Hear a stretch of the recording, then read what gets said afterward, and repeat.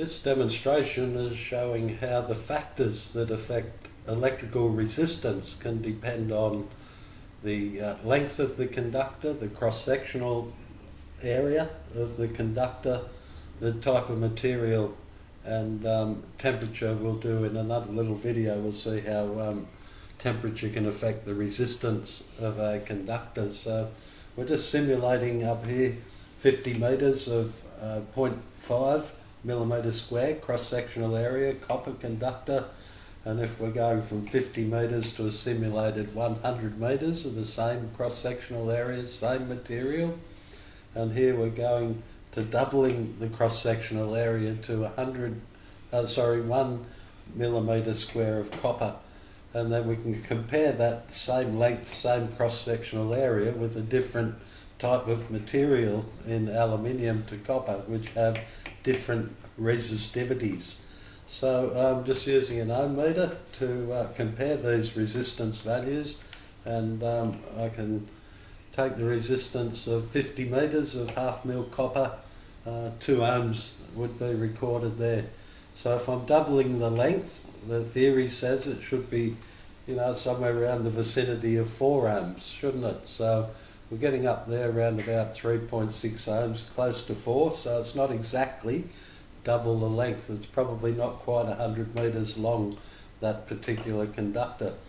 But if we double the cross-sectional area, what should happen to the resistance value? It should go from that 3.6, shouldn't it? It should halve the resistance, and there we're going back down to 2 ohms for that 100 metres of double cross-sectional area. So when we go to a different type of material, same length, 100 metres of aluminium conductor at 1 mil compared to 100 metres of copper, we've got 2.9 ohms for the aluminium, and we've got about 2 ohms for the copper. So that shows how length, cross-sectional area and type of material can affect your resistance reading.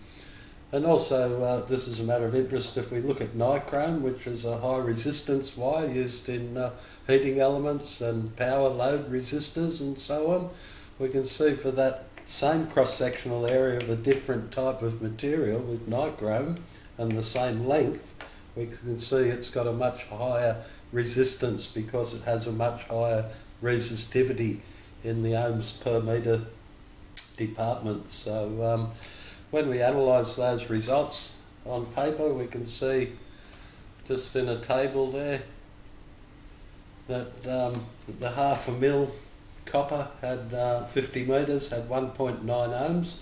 If I calculated it by theory using the equation, resistance equals rho, the resistivity, times the length divided by the cross-sectional area, and using the resistivity tables, then the calculated value for 50 metres of copper would come out about 1.72 ohms, and we measured 1.9, so it's pretty well within the ballpark.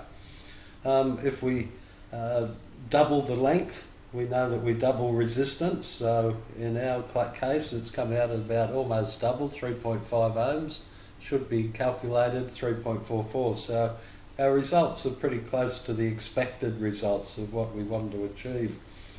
1 mil copper, 100 metres long, and so we've doubled cross-sectional area over here, and the result was half the resistance again. So doubling cross-sectional area, half the resistance. Different type of material, a different resistivity, as you can see, 2.83 times 10 to the minus 8 compared to copper, which was 1.72 times 10 to the minus 8. So we end up with a slightly higher resistance and pretty well in with line with our calculated value. If we had 1 mil of copper and we measured 2.2 ohms and the length is unknown, then we can transpose that equation up there to determine what the length of that would be. And finally there, again, we saw that result of 111 ohms for the nichrome of the same diameter.